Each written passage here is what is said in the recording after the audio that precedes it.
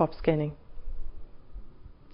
Denne bodyscanning er lavet for at hjælpe dig med at komme i en dyb, afslappet og afspændt tilstand.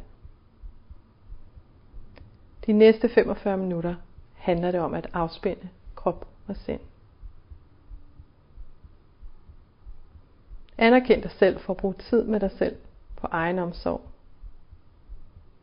Når vi kommer ned i dybe, afspændte tilstande, aktiverer vi kroppens iboende, selvhelende egenskaber. Krop og sind regenererer og restituerer. Se om det er muligt for dig at velkomne, hvad du end møder på denne indre rejse. Se om det er muligt at være accepterende og ikke dømmende over for hvad du oplever. Også det, som du måske er vant til at skubbe væk. Det kan være emotioner, følelser, tanker, sansninger, men også smerter og ubehag. Se om du kan inkludere det hele, uden at dømme hvad du møder, og med en indstilling af accept. Er det muligt at være med alt hvad der er, ligesom det er. Forsøg at holde dig vågen gennem hele øvelsen. Fra øjeblik til øjeblik. Så find et sted, hvor du kan være uforstyrret. Et sted, hvor du kan finde ind i en komfortabel stilling. Gerne læg dig ned. Og hvis du ligger ned, så lad armene hvile langs kroppen, med håndfladerne vendt op mod loftet. Lad benene være strakt, og fødderne falde ud til siden. Måske du kan samle skulderbladene under dig, ligesom 2 skåle, der holder dig. Og lad nakken være lang. Mærk kontaktfladerne fra kroppen mod underlaget. Mærk alle de steder, hvor du kan sanse kroppens hvile på underlaget. Måske er det muligt at lade kroppen finde endnu mere hvile. At lade den synke endnu dybere ned i underlaget. Se om du kan ligge med mindst mulig anstrengelse. Lad tyngdekraften holde dig. På de næste 2 udåndinger, se om du kan overgive dig lidt mere og lidt mere til tyngdekraften. At falde lidt dybere ned i underlaget. Og så lad opmærksomheden finde hvile i åndedrættet. Så mærk lige nu åndedrættet som det er. Måske det er dybt, måske det er overfladisk. Bare vær til stede i åndedrættet, ligesom du mærker det lige nu.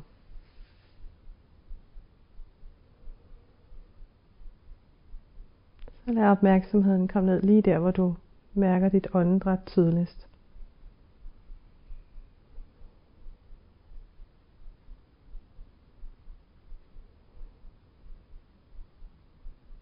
Og måske du kan have en indstilling af nysgerrighed i åndedrættet. At mærke dit åndedræt lige nu. For første gang. Indenfra.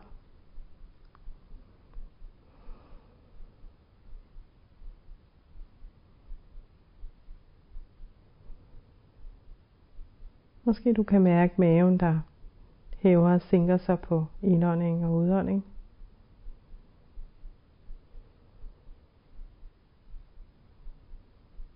Og mærk også, hvordan brystkassen bevæger sig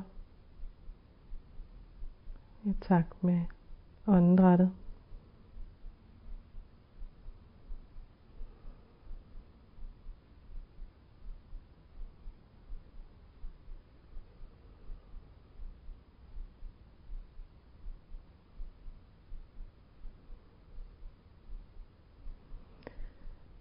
Og så se om du kan være til stede igennem en hel indånding og have en særlig opmærksomhed lige der, hvor indåndingen vender og bliver til en udånding.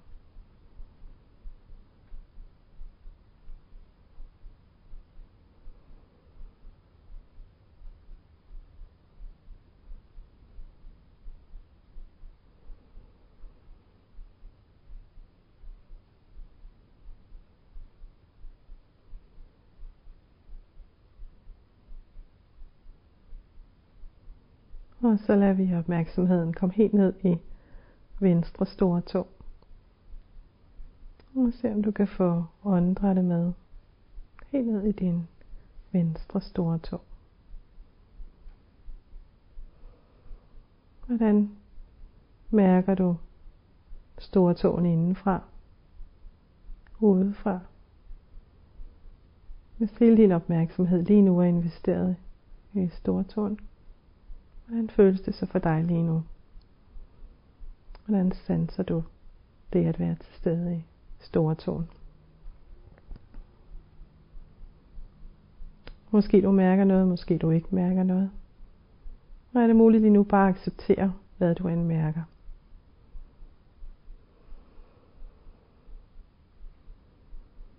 Og så mærk din lille tå. Se om du kan mærke venstre store tå og lille tå samtidig.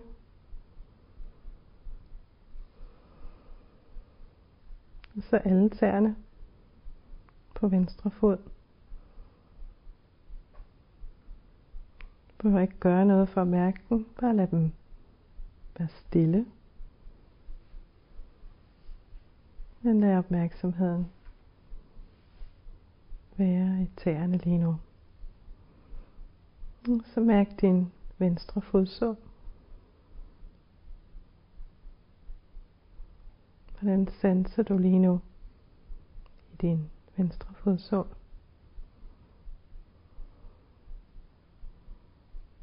Måske du har en strømpe på.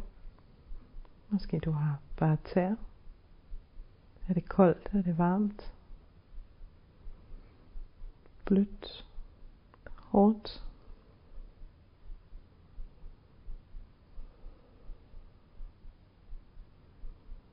Og så mærk oversiden af foden.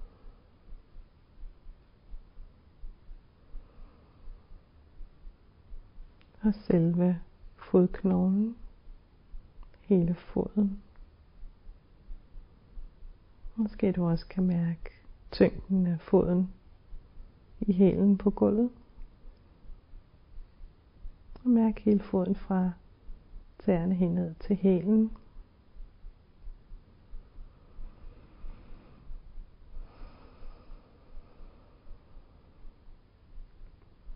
Og så slipper vi venstre fod på en udånding. Kommer til stede i anklen.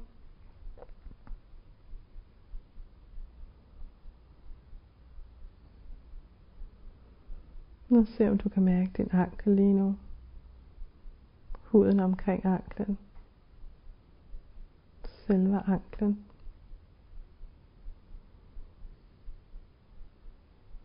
Og så når vi op i lægen. Bagsiden af skinnebenet.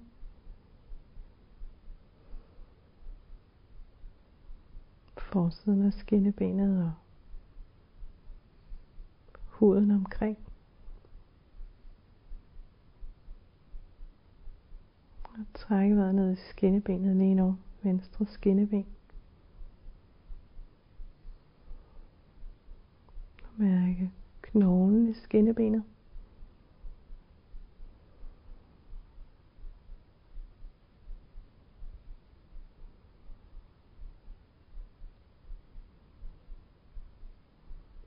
Og se hvad du sanser lige nu.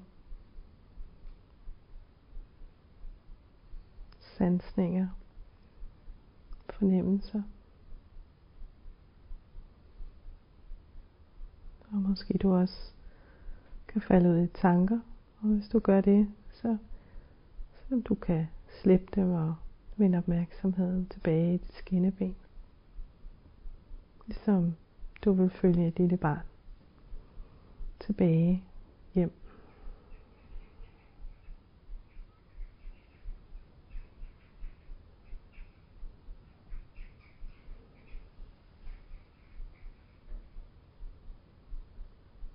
Så kommer vi op i knæet, venstre knæ. Så du kan mærke dit knæ. Knæskallen. Og knæhasen. bag på knæet, inden i knæet. Det bøjer for dig mange gange i løbet af en dag, og lige nu er det muligt at komme helt til stede i dit knæ.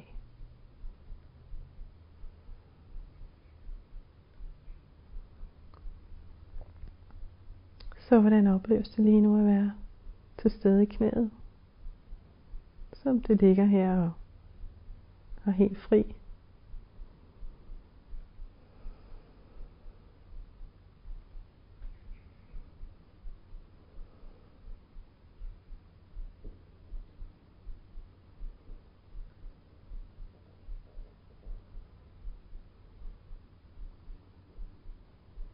Hvordan føles det i huden uden på knæet lige nu?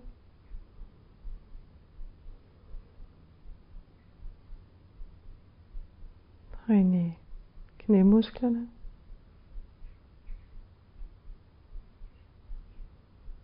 Senerne.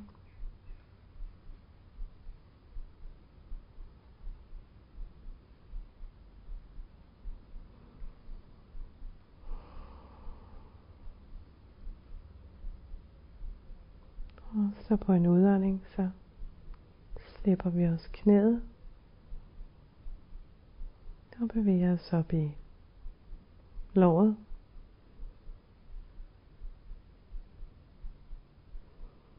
Mærker huden omkring låret. Helt ude i yderste hudlag.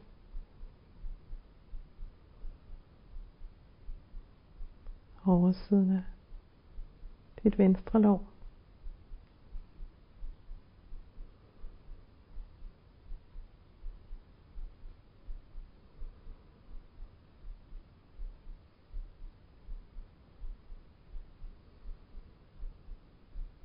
Og bagsiden. At mærke bagsiden på dit venstre lår lige nu. Baglåret.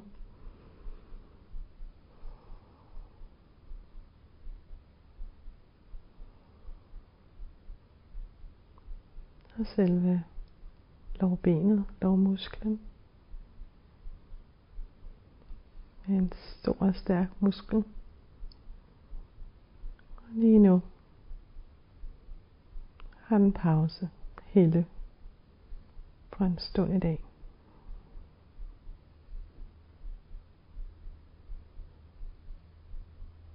Så er det muligt lige nu at hvile i låret. Og så lad opmærksomheden hvile ind i låret, samtidig med at låret hviler.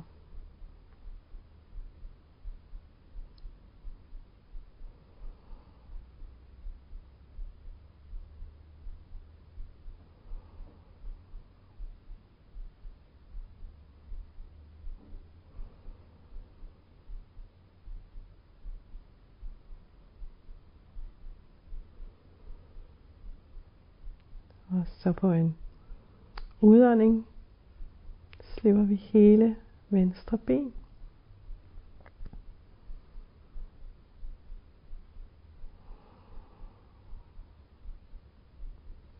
Og kommer ned i højre store tå. Så at mærke din højre store tå nu. At investere hele opmærksomheden der lige nu. Kan du mærke den indenfra? Og mærk stortåen omkreds udefra.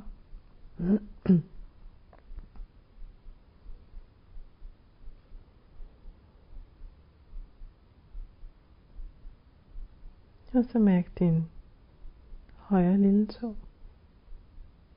Se om du kan mærke store tå og lille tå samtidig.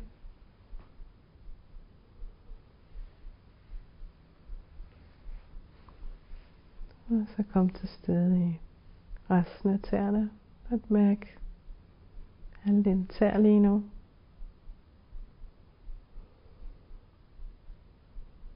De holder dig på jorden i balance. Hver dag, mange gange om dagen. Uden at du registrerer dem. Lige nu er der en mulighed for At være helt og fuldt til stede i dine tæer.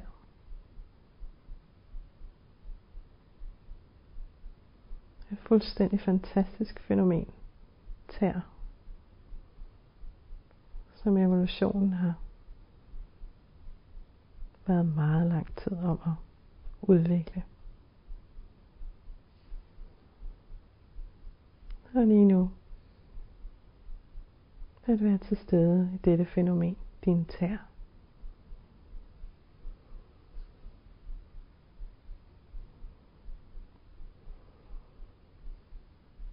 Så mærk din højre fodsål, som tæerne sidder på.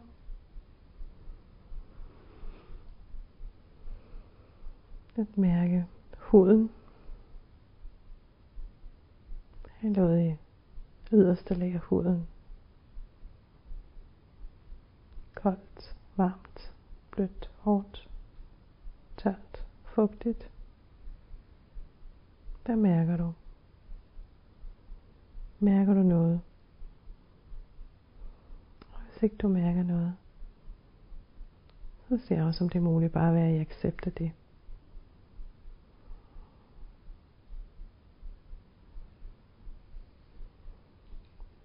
Og så kommer vi til forsiden af din højre fod.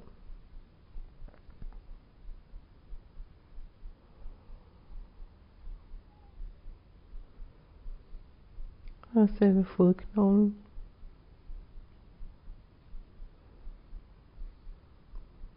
Se om du kan være til stede i hele din højre fod nu. Helt ud fra tæerne, helt ned til hælen.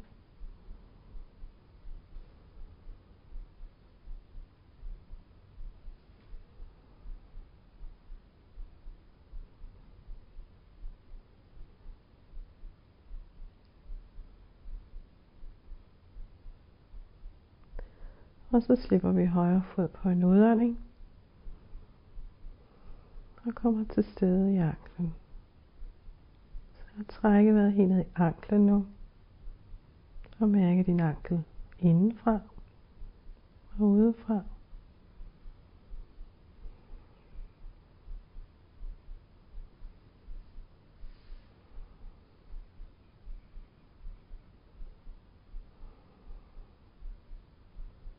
Og så mærker vi skinnebenet,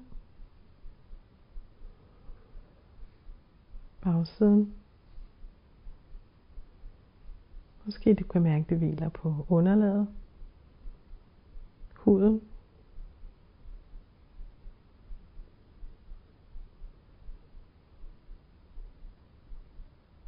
Og så op til forsiden af skinnebenet.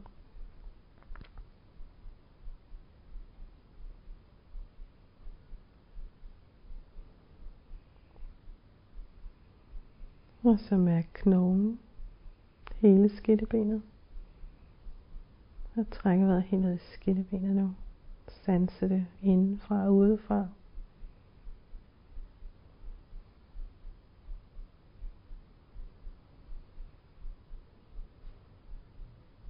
Mærke livet i skinnebenet, som det er lige nu. Eller hvad du mærker.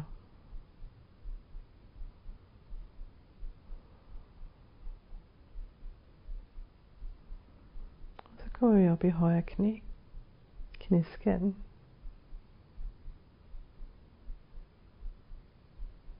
Huden på knæskallen. Knæhasen bag på knæet. Og hele knæet lige nu.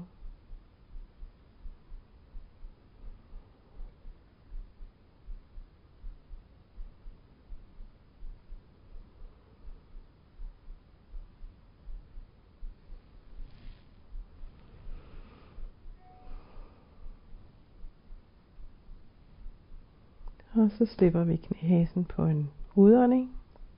Eller knæet på en udånding. Og kommer til stede i låret. Baglåret. Huden. Huden, der omslutter både for og bag hele låret. foran på låret. Og selve lårbenet.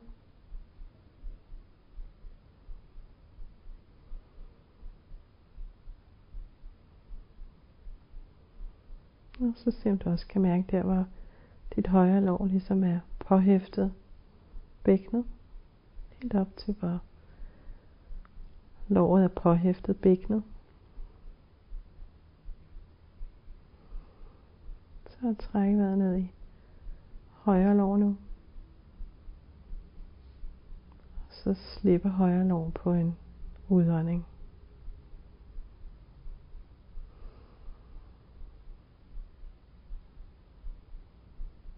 Og så kom til stede i bækkenet.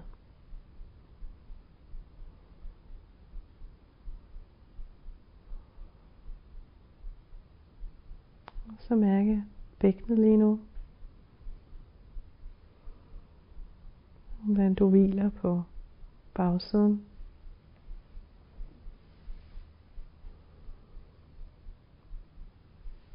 Lænden.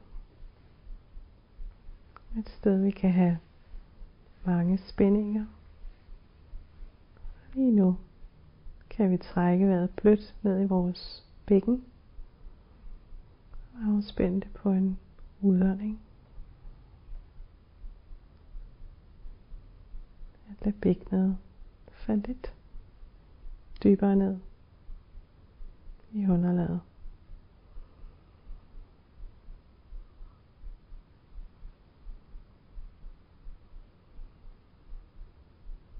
Mærker hofteskålene. Kønnet.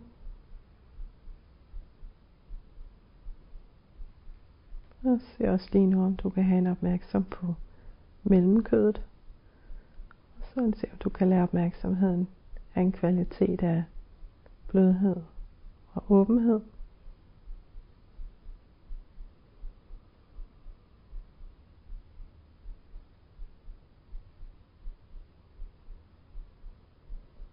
Og udvider den til hele bækkenet. Og træk vejret ned i bækkenet. Med en kvalitet af blødhed og åbenhed.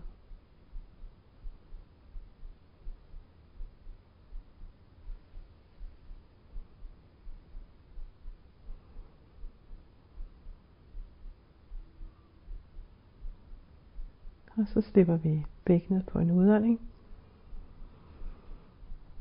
Og kommer op i maven. Solar plexus.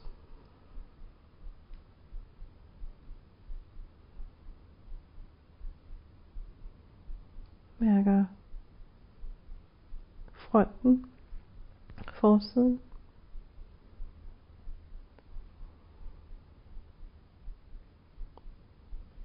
Hvordan er det lige nu at være til stede i dit solar plexus i maven?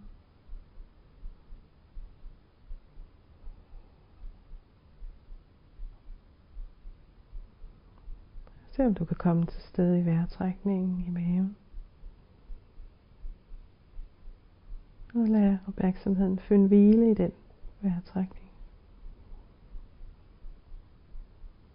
Og det kan være, at du oplever uro eller ro. Men hvad du end oplever, se om du kan lade vejrtrækningen være i ro. Finde ro.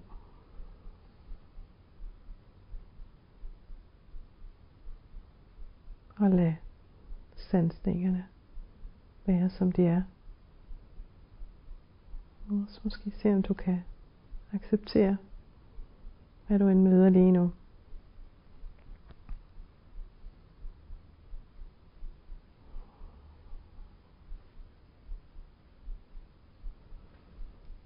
Og så se om du kan mærke bagsiden, ryggen.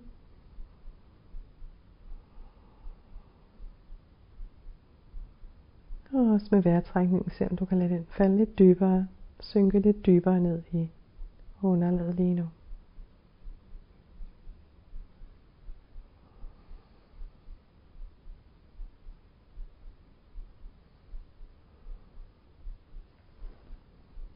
Ved at tyngdekraften holder dig lige nu. Både her på jorden, men også på underlaget. Så det er at overgive dig lige nu. Ikke at skulle holde dig selv på nogen måder.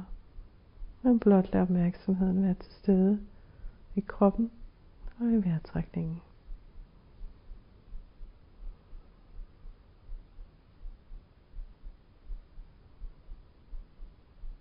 Og se om du kan mærke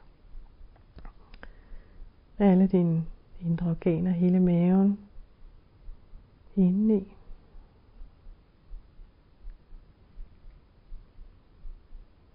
Og lad vejrtrækningen være fri og ubesværet.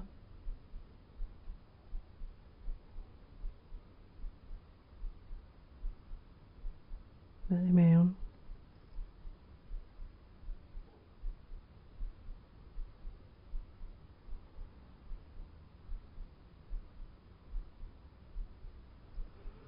Og så slipper vi maven på en udånding. Og kommer til stede i brystet. Vi kan mærke skulderbladene, der holder os.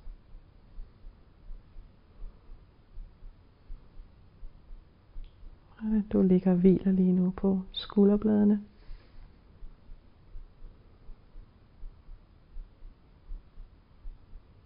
Og ribbenene. Kan du mærke dine ribben lige nu? Dine bryster. Og hele brystkassen.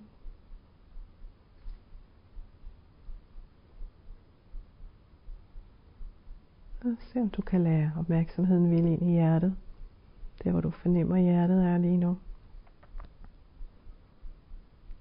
Og igen med en kvalitet af blødhed og nænsomhed lige nu.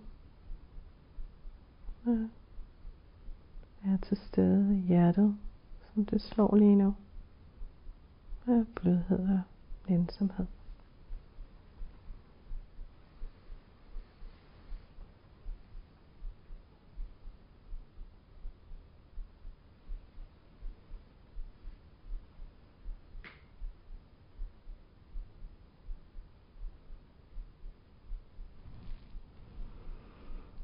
Og så kommer vi også til stede i skuldrene. Mærk skuldrene, der hviler her på gulvet.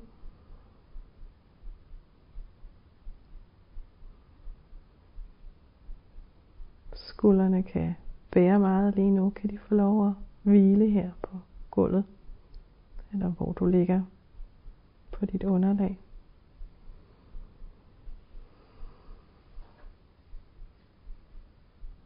Kommer vi til stede ude i vores venstre hånd. Så du kan mærke dine fingre lige nu. Din tommeltot og pegefinger, langfinger, ringfinger og lillefinger.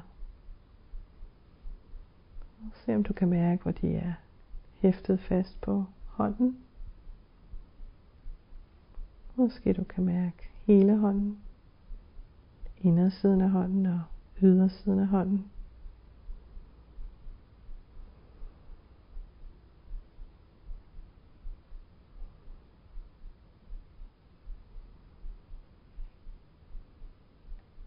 Og mærk håndledet.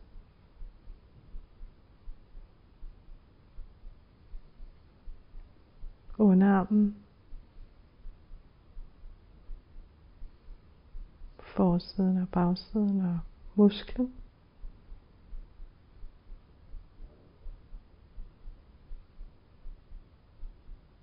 Albuen.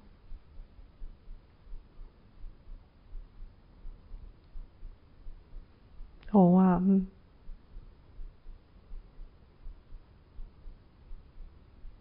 Det bløde. Indersiden af overarmen og ydersiden.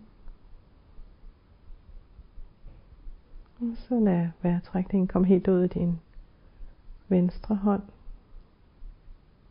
hele armen helt ud i venstre hånd. Så du mærker din arm helt ud fra fingrene op til der, hvor armen sidder fast på kroppen. Og så slipper vi venstre arm på en udånding. Og kommer over til din højre hånd, højre tommeltot, pegefinger, langfinger, ringefinger og lillefinger.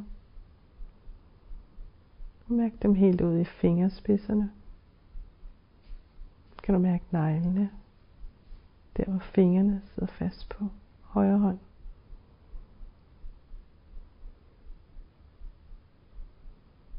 Selve din hånd, indersiden, oversiden,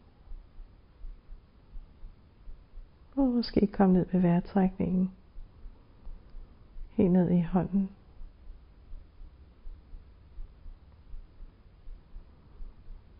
Og mærk håndledet.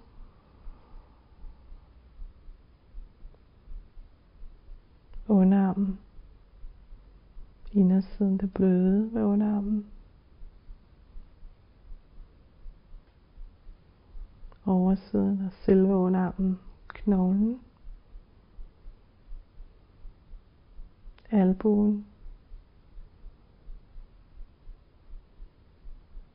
Indersiden af albuen. Og overarmen. Kan du mærke huden, der omslutter overarmen lige nu? Og indersiden og ydersiden og selve musklerne og knoglerne.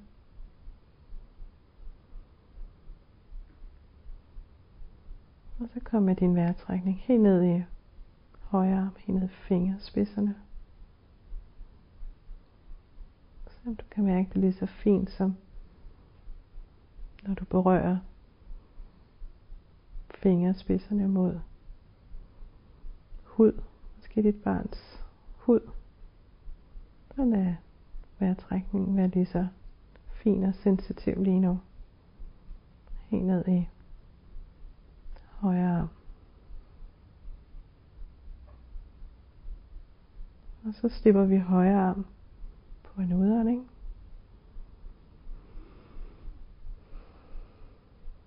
Og kommer til stede i halsen. Så at mærke halsen lige nu. Hvordan føles det inde i halsen og udenpå?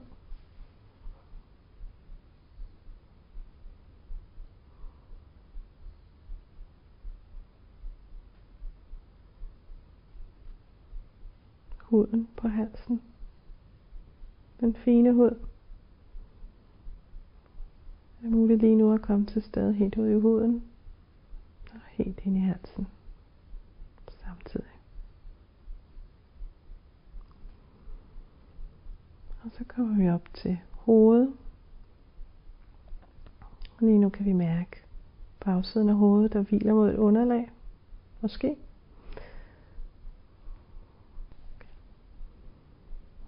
Og så lad opmærksomheden være intensiveret i baghovedet.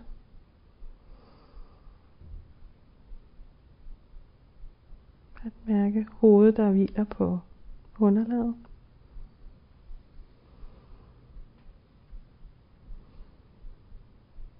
Og så kom til stede i kæben.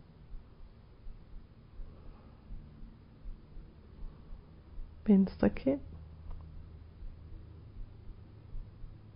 Og højre kind.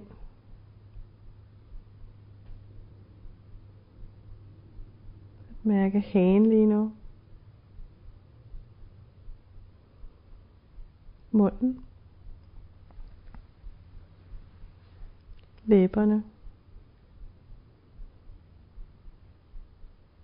Helt ud i huden i læberne lige nu.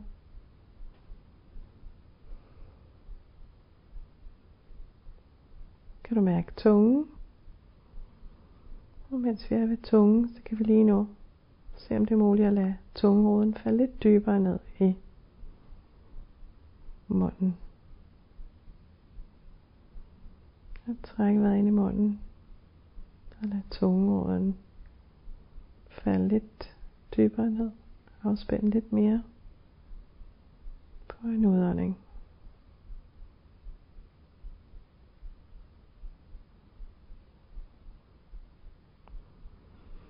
Og så kan vi komme op i næsen. Mærke næsen. Næseborene og luften. Vejrtrækning i næsen.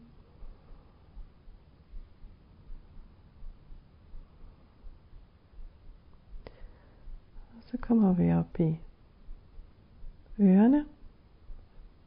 Mærk ørerne lige nu. Der hvor ørerne sidder fast på hovedet.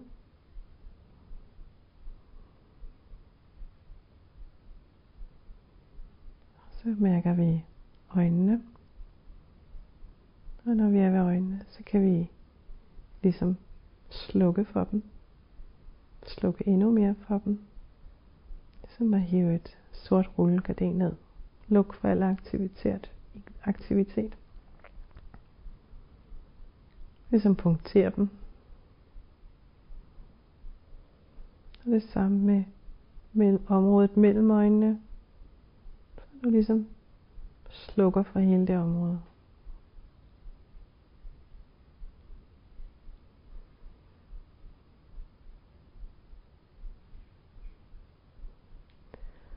Så mærk øjenbrynene. Og området mellem øjenbrynene. Panden.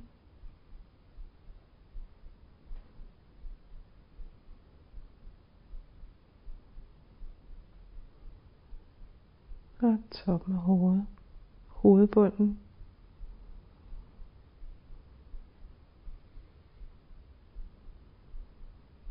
Vi kan have utrolig mange spændinger i vores hovedbund, og lige nu kan hovedbunden få lov at ligge her og hvile.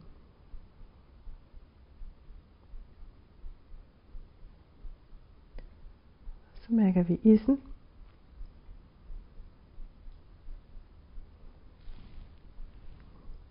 Så kan vi lige nu mærke kroppen fra top til tå. Mærk kroppen helt ned fra tæerne op til issen. Og træk vejret helt ned tæerne op til issen.